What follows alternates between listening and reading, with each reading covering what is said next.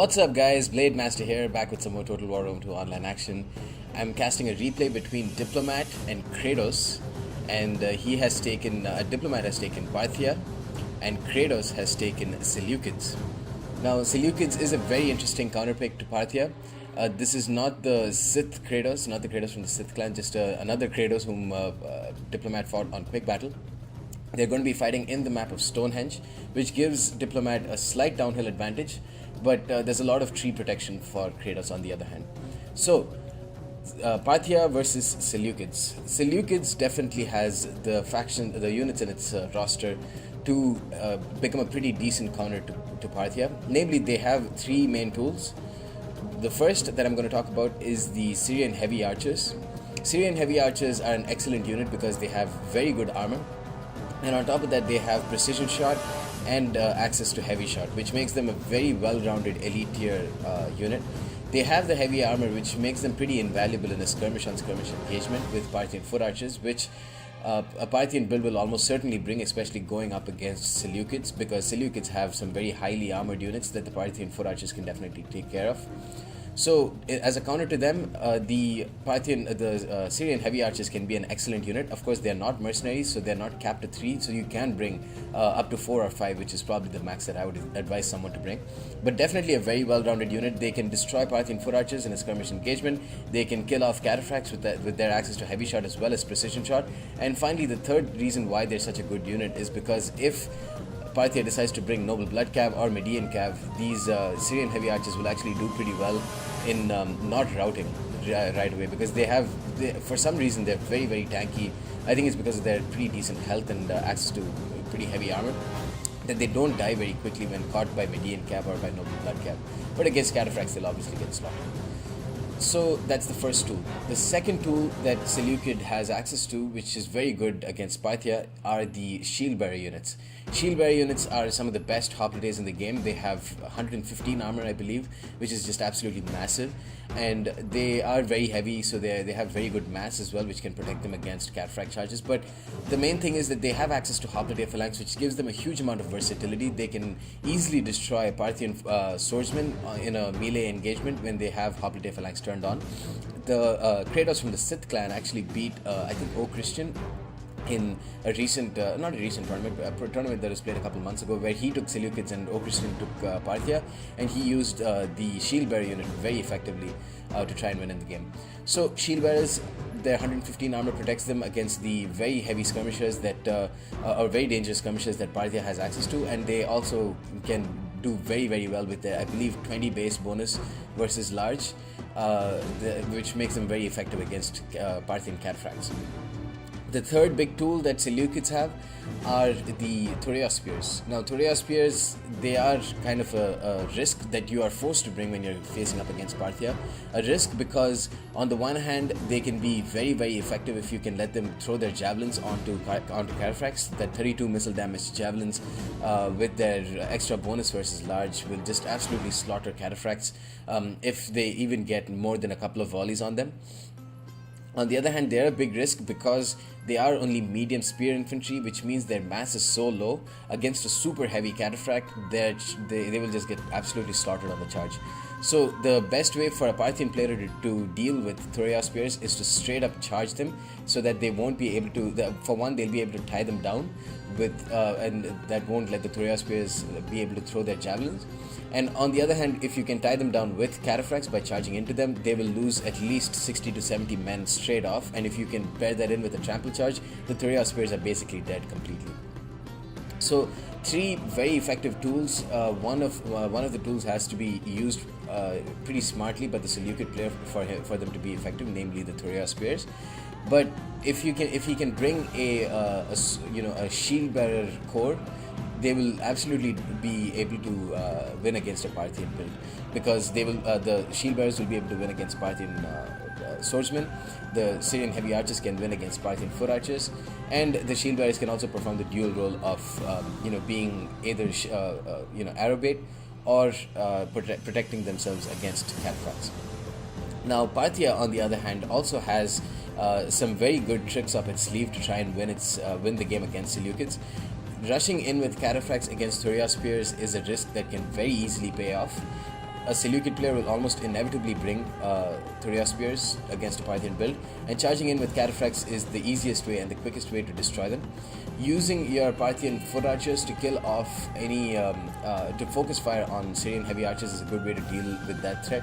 And using the Parthian foot archers to completely just ignore them and start aiming at the general with their precision shot can actually cause quite a bit of damage, unless the general is a shield bearer unit, in which case it's probably not the best idea. Finally, with Parthia's access to the horse archers, mercenary Sarmatian horse archers, they can very easily take out any Seleucid cataphracts, or not Seleucid cataphracts, any Seleucid cavalry like Median cavalry that can actually do a pretty decent amount of damage to fleeing cataphracts. So in that sense, they can on the one hand cripple Seleucids cavalry, and on the other hand they can also start to get some shots on the shield bearers general or some rear shots on the enemy if they get access to them. So without further ado, let's take it back to the action. Now, with Parthia, Diplomat has brought a very traditional Diplomat army, Diplomat Parthian army. He's brought 5 total Parthian foot archers.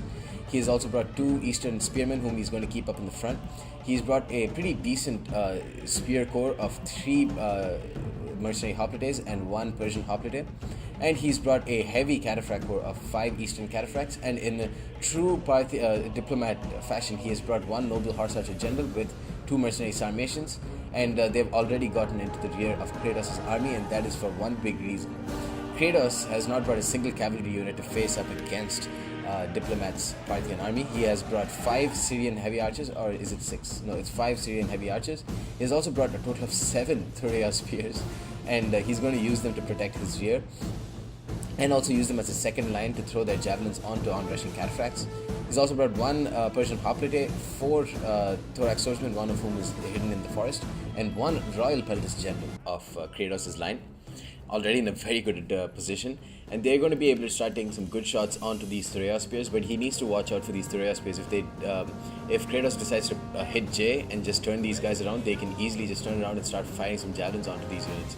But right now they're getting good shots onto the rear, but the Syrian heavy archers, the huge amounts of Syrian heavy archers that Kratos has, are always a threat to these units. He's kiting back pretty effectively while his main line starts to advance. He has a pretty nice downhill advantage with his units. That's obviously going to help his Eastern cataphracts by a whole lot.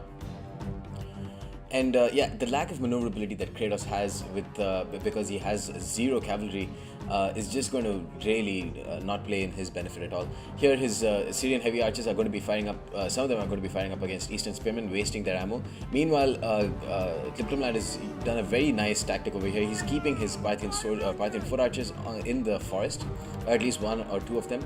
But while they're repositioning, they're taking a lot of casualties from those Syrian heavy archers. He's going to pop precision shot, and here's what really helps you in a skirmish engagement. He's going to focus fire with 3 of his units against 1. And the way he's positioned his units means that he'll be able to better destroy 1 unit, and he's going to do that systematically. Meanwhile, his horse archers are moving all the way behind, but Kratos is very smart here. He's kept 1 of his Thoria spears on horse archer duty. I think he killed he killed 1 of his Diplomat's general. But this is another very smart move here by Diplomat. He's moved up with his Eastern spearmen, and they're getting slaughtered here. But the point is that they've eaten a lot of the javelins, the very deadly javelins that these units could use against his cataphracts. So just wasting their ammo on these very shitty Eastern spearmen. And now he's going to come in with his mercenary hoplites. Meanwhile, he's killed off 1 of these Syrian heavy archers. Now he's focusing fire on the second one. Doing the same thing over here. This Syrian heavy archer is wavering. Even though he isn't really, Kratos is starting to focus fire now, so he's killing off a lot of these Parthian foot archers, and that heavy armor and the extra health that these units have is really going to come into play. Oh, they don't have any extra health, but they do have a lot more armor. And they have a lot better morale as well. 5 extra morale obviously plays quite a big role. But here these Thoria spears are going to be firing onto these mercenary hoplites. Again, not a good use of his javelin ammo. And this is another very smart move by Diplomat, using the heavy armor that these mercenary hoplites have and the better shields that they have to absorb all these Thoria spear fire. And that means less javelin volleys to be put on his much more valuable Eastern cataphracts. Meanwhile, these Thoria spears are still getting some shots onto these horse archers. He needs to be very, micro-intensive over here. He needs to move away with these horse archers. Some of them are already getting slaughtered. but he hasn't taken too many casualties. Meanwhile, he's definitely winning the engagement, the skirmish engagement, but now he's going to come in frontal charge with his Eastern Cataphracts onto Syrian heavy archers and onto the fronts of these thorax swordsmen, completely going to slaughter them and topple them down in the process. And now he's going to come in with mercenary hoplites to attack these depleted thorax swordsmen in the process. He's also charged at the same time onto these Thuria spears, and now he's going to come in, he's going to advance with his horse archers as well, going in pretty close by. He needs to time his cataphract charges extremely well here. This is a pretty decent use of his cataphracts, but over here these Thuria spears are getting good shots onto these Eastern Catas. What he should be doing is doing this. He should be charging straight in with his horse archers onto the rears of these Thuria spears, just tie them down so that they won't be able to use their javelins, while his Eastern Cataphracts wreak havoc on the thorax swordsman line and on these Royal Peltas. The Royal Peltas general still has only taken 6 casualties. They're fighting up against Persian hoplites. Obviously, they'll do very well. The Noble Horse Archer general with 75 kills by just destroying these Thuria spears by charging into the rear here. He's doing a pretty suicidal move, charging in with mercenary Sarmatian horse archers, but this is very, very smart, because what this is going to do is tie down some of his Thuria spears from firing their javelins onto these Eastern Cataphracts, who are instead just charging into the other Thuria spears and then completely destroying them on the charge. These Thuria spears still, just even one of them left alone will just destroy Eastern Cataphracts. You can see these units are already down to half strength, but they've done a lot of damage. 186 kills, single experience chevron, about to be double experience chevron. These cataphracts are going to destroy those Thuria spears, obviously. Meanwhile, the Parthian 4 archers have come back from routing, and Kratos still has only one Syrian heavy archer at this point. Noble horse archers should come in for a charge very soon. Yeah, there we go. They should be charging in. They should have charged in like 3 or 4 seconds earlier. But again, this shows the importance of trying to time your charges effectively. Here, Eastern Cataphracts with 90 kills. These Eastern Cataphracts will start getting slaughtered if they remain in prolonged melee against these Thuria spears. I don't believe they didn't get a charge on them. So these Thuria spears will obviously do pretty well because they have that 20 bonus versus large. And now he needs to pull back with his Eastern Cataphracts over here. Meanwhile, the Royal Peltas, 108 kills, killed off that Persian hoplite, and they killed off the rest of that Eastern Cataphract, because again, these Thuria spears really help with their javelins. But now they're going to be shot at in the rear by Parthian 4 archers, which is excellent for a diplomat and terrible for traders.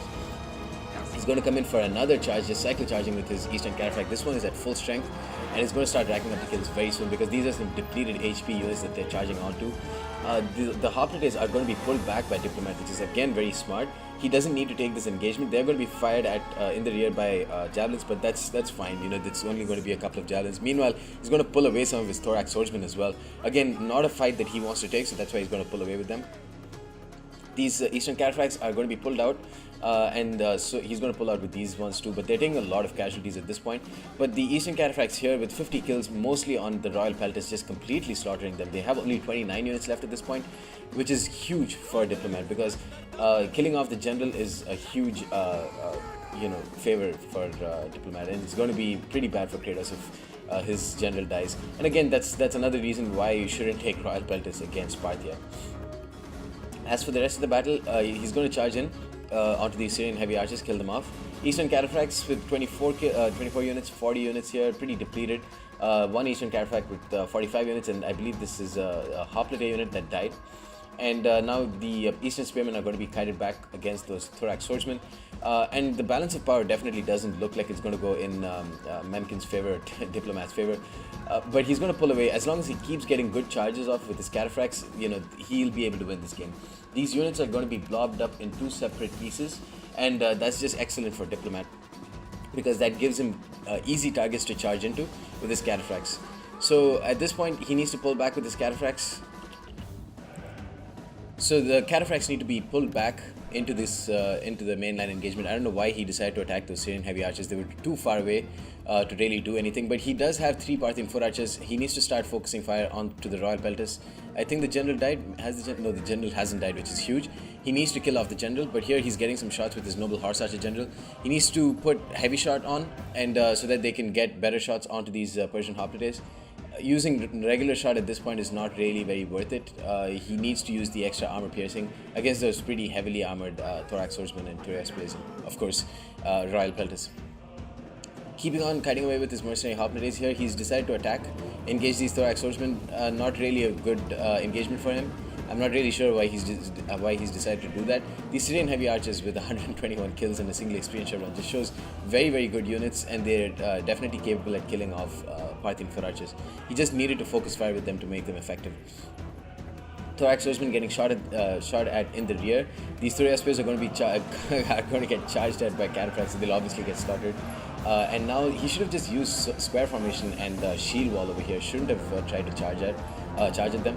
And here these royal pelters are going to get flank charged by eastern cataphracts, obviously going to get slaughtered, and that's going to be it for the general, which is huge for diplomat.